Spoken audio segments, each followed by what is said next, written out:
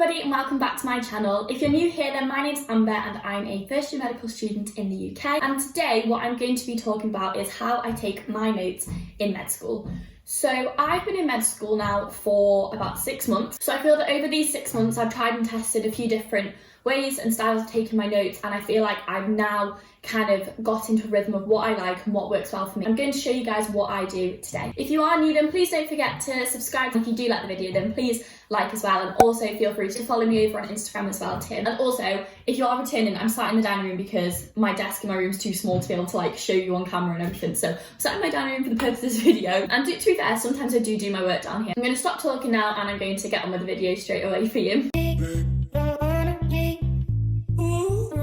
So I am completely digital when it comes to taking my notes. I use just want to say before I carry on, if you can hear any banging in this video, my family are doing my garden up at the moment and I can hear it so much. But as I said, I'm completely digital. I use 2 devices to take my notes, and that is the Apple iPad, the 2019 edition. It's not a Pro, it's not an Air, it's just the standard iPad. And I think a lot of people don't know that you can actually take notes on it as well, and that it works with an Apple Pencil too, because honestly, if you're on a budget, you do not need to have the Pro or the Air to take notes. Like literally the pencils work the exact same on this iPad too, and it's a fraction of the price. So I would highly recommend this for taking notes. It's the 10.2 inch screen one, and I have the Apple Pencil, the first generation one too. So I think this iPad is roughly about £300. So as I said before, it is the kind of entry-level iPad at the moment, and the Apple Pencil first gen I think is £89. If you're a student then you can get the Apple student discount on it for uni days, so I think you get about 10% off on educational products, and these are classed as educational, so you can get 10% off these if you're a student too. I will leave links to everything in the description as well. And then I just have this case on it that's from Amazon. It's pink, it's sleek, it's clear on the back so you can see like the Apple logo, and it has the Apple Pencil holder in it and the little spot for the charging connector thing, and a little spot up the top for the tip of the pencil when it comes off to charge it. And then the other device I use is the MacBook Air 2020 version. A lot of people will be like, do you need both to take notes? I feel that personally the iPad's slightly more helpful for taking notes. Like I like to write notes. If you're the type of person that likes to type notes, then obviously a laptop would be better, but I like to write them. I like to be a bit more visual and a bit more creative in my notes, so I like the iPad. But then at the same time I feel like when you're doing such a heavy degree like medicine, you will need a laptop as well, because we do actually have quite a lot of things that we need to type up too. So they both work really well together, and I like that obviously with the cloud and stuff I can just share my notes straight across them. A brilliant part of digital note taking is the fact that I can just open my notes that I've taken on my iPad on my laptop if I'm somewhere else, or if I want to use them on my laptop for some reason. Everything backs up to my cloud, I just share them all between it, and I can basically access my notes wherever. I love with digital note taking that I don't need to carry around folders and folders and folders. Everything's just literally in these 2 devices, and I've got everything I need. And also it makes it so much quicker to take notes, as I will show you now. So I'll stop going on about that and I will actually show you how I take my notes. So I will obviously just work through my iPad on here, showing you how I take my notes. I am screen recording on my iPad, so I'll put the screen recording up on here and I'll just explain what I do going through this. So the apps that I use are all in this kind of productivity folder. The main ones that I use for university are my Goodnotes app. There's no particular reason why I chose Goodnotes over Notability. I'd kind of just seen more people using Goodnotes at the time that I was getting it. I've had this iPad for over a year. I got it in Christmas 2019, so I've had it a year and 3 months. So I did use it in sixth form as well. And my notes taking style has changed dramatically going into school.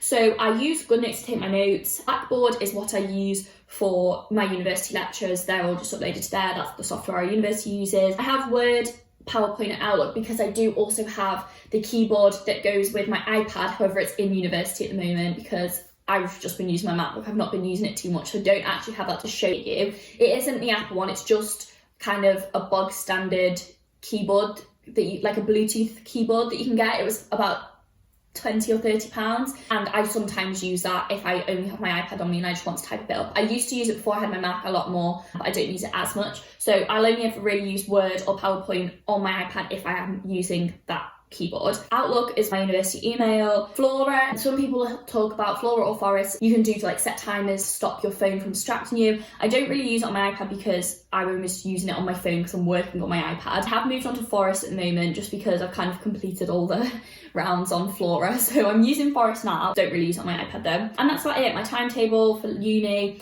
and OneDrive I'll use to upload some of my documents and just as like an extra backup mechanism because I don't want to just rely on everything being on the cloud. So when I open Goodnotes, I have these folders.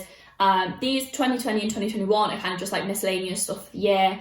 And I've got med school that I go on to, and then I've got year one. Obviously I'm planning to go up the years on there. So I go into year one, and the way I have it laid out is just all in these folders. And as if you've seen any of my other videos, you'll know that in my university we do system blocks. So I have this laid out in the system blocks. For example, I've got musculoskeletal here, I've got foundation A, foundation B, gastrointestinal, which I'm doing at the moment. It's all just in alphabetical order. And then going down, we have like respiratory, urogenital. And I also, these ones like PDL, PBGH, PSM, they are just extra kind of topics that we do in my med school. And the topics, they're kind of split throughout the year, but I like to group them into those topics so I know when I'm looking for a lecture in that style, I know I can go straight into this folder. So the one I'm going to show you today is in the urogenital block.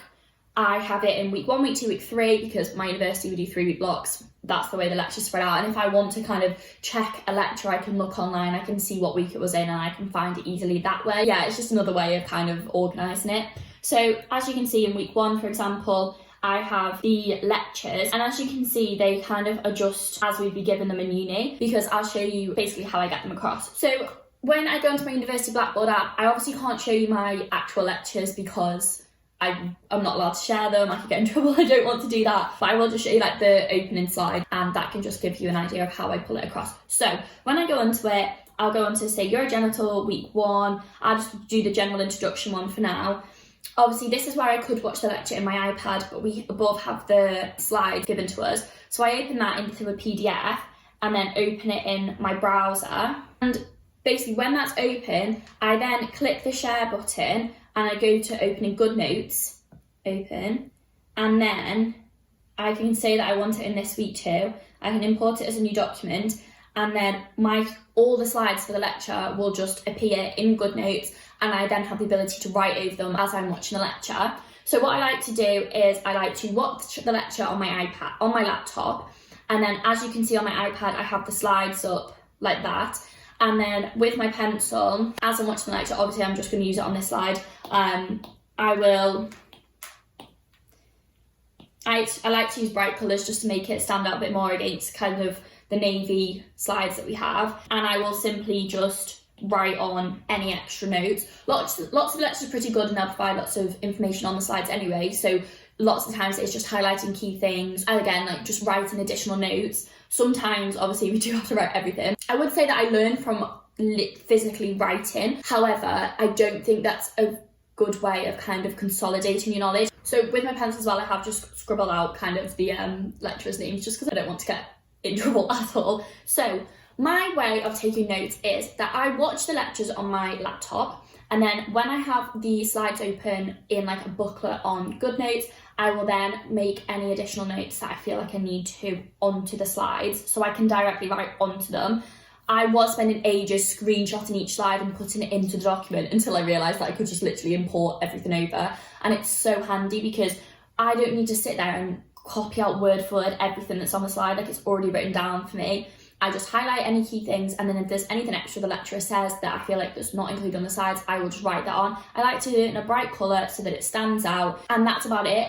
I like to write my notes rather than type them. I feel like just personally for me, looking at a Word document with just lines of writing just doesn't do anything for me. I really struggle to learn from that. I like to be able to be a bit more creative, write it nice and bright, make it look nice, and that helps for me. Once I've written the notes, I don't use it kind of as my main way of revising. I literally just like to make the notes the first time that I'm watching through the lecture, just so I know I've understood the topic. And I like to have them there so that when I'm revising and I'm going through flashcards, which I'll get onto in a minute, and I feel like I don't understand something, I can go back and I've got it all written down. It scares me the thought of not writing notes, but I think this is kind of the quickest way you can do it. I don't spend any time having to write out heaps and heaps of notes. I'm not copying out diagrams, everything is here. I cannot stress to you how amazing it is. Honestly, I do think if you're thinking about buying an iPad for university, do it, because it's honestly one of the best investments you'll make. The amount of time I save just by having everything at my fingertips here is brilliant. So as I can show you, I'll just briefly show you on here. I have the zoom tool, and if I wanted to highlight this word, for example, I literally can just highlight it, that's that done. And if I wanted to make a note on here, that's on a very thick pen. If I wanted to make a note on here, I can literally write something like Amber, for example, and that's how I write onto it. That's about as far as that goes, honestly. It's just great. But as I said, I just do that for every single lecture. I have them all stored on my iPad like that, and it saves so much time. If a lecture's like an hour long, it will probably take me maybe an hour to an hour and a quarter, for example, to go through once I've stopped everything a few times, made any additional notes. Depends how long, how many notes I have to make, but it really doesn't take me any longer than it needs to. As I said before, I was wasting so much time screenshotting everything and putting it in. I don't judge anybody else's kind of revision and note-taking mechanisms, but for me, I know I could use that time that others might spend screenshotting or copying everything over. I could use it a lot more productively doing something else. So after I've done that, I will do my lectures in the day, and then I will move over to my laptop. Okay, so as you can see, this is the setup of my MacBook. The quote I have on my screen is actually taken from Faye Bates' video, because she said that changes her lock screen on her phone to this quote, and at that point I didn't have a background on my laptop, and she said she has this quote on her phone when it comes to exam season, and I was currently doing my mocks and I thought that is brilliant, so I downloaded my own version of it and put it on my MacBook screen, and I just haven't got rid of it, but I really like it. I think it was a really good quote, so credit to Faye Bates for that one. So on here, once I've done my lectures, I then go on to Anki. You'll hear probably quite a lot of medical students saying that Anki's a really good way to do flashcards. I like it. I think it could be a bit more appealing to the eye. A lot of people use Quizlet as well. There's quite a strong divide, I'd say, in uni with who uses what. Quizlet, I think, is a lot more appealing to the eye, as I said before. Like, it's just got more games and things like that you can do, and the flashcards look a bit nicer. Anki is very basic, but the tools that you can use on Anki, I love. So once I have done my lecture for the day, I then will open a lecture up on either my laptop or my iPad, and I will then make a group of flashcards for that lecture. I normally just kind of do it in all my flashcards for one block in one section. Like on here, everything I did in urogenital in 3 weeks will be in the urogenital block. However, to be fair, I do think I could split it up smaller, and I might start doing that, but I just have all my different topics on here, and it allows me just to completely mix all the cards in with each other, so I don't feel like I'm just doing one lecture. I feel like I'm covering a wide range of topics. So once I've done that lecture, I'll go on here, you go on add, and I go onto urogenital, and then I could just type a question into here. So for example, I've got a slide up on here, and then I can type a question over. I like to make the slides into questions, because the style that I do all my end of block tests in and my exams at the end of the year are kind of multiple choice questions, or kind of best possible answer. I don't know, something like that. So I will turn my flashcards into questions, because that's the format they're going to be in my exam, and it helps you to think about the information again as I'm typing it. So this one here is: the ovary is attached to the anterior abdominal wall by the suspensory ligaments of the ovary. So I will put that into a question, and I will type how is the ovary attached to the anterior abdominal wall, and then in the other side, the flip side of the card, I'll write underneath the suspensory ligament of the ovary, and then I can click add here, and that will put it into the urogenital block. So that's gone into my urogenital block on my Anki. So once I finish going through all the lectures and made all my flashcards, I like to try and keep on top of it each day so it doesn't build up, and then I have all my resources then ready, so when I've got my end of block test, I can just use all my flashcards to learn the information, and it's already there for when it comes to mock exams and tests. and exams in the summer. However, it doesn't always happen. I don't always keep on top of it. I need to get better at keeping on top of it because I hate it when it builds up. That's what I try to do most of the time. And then obviously once I've done that, all the sections of the flashcards that I've done come up here, and I can just click on the You're a Gentle one, for example, click Study Now, and my flashcards come up, so I can read that and then click Show Answer, and it will tell me what I've written as the other one. I think the main reason why I like using Anki is because you can do something called image occlusion on it. So when I have lots of anatomy to learn, I can take a screenshot of the slide, put it into the Anki flashcard, and then it allows you to draw boxes over the label so that it just reveals, it kind of hides a label or an anatomical structure, that was a mouthful, and then I can test myself and reveal the answer. So I love doing that. So I'll show you one of these, hopefully. So I know I did lots on MSK. So here we go, for example. So that's pointing to a muscle here. I can click Show Answer, and it tells me it's transverse abdominis. And then along the bottom, it gives you an option to say how well you've learned it, and then it automatically puts it into kind of spaced repetition and active recall kind of sections, so that you obviously practice the harder ones more, the ones you find easy you do less frequently, and it just does it automatically. It's brilliant. So I didn't know that right then. I couldn't remember it from the top of my head, so I'm just going to click again and it will come up. And then again I have this here, I can test myself, and it just moves around the different parts of the anatomy, which is great. That's everything pretty much for my notes. The only other thing I do take notes on my laptop for is my case-based learning. I will literally open a Word document and type the questions out and research my answers, so I can kind of, drag bits of information from the internet, order it in the way I like, do colour codes kind of thing. That's pretty straightforward. That's literally just writing in a Word document, so I don't need to show you that. But that's pretty much it. That's how I take my notes. So kind of step one is export the file over and watch the lecture and write my notes on it. And then step two is literally turn them into flashcards. Step three is practice the flashcards.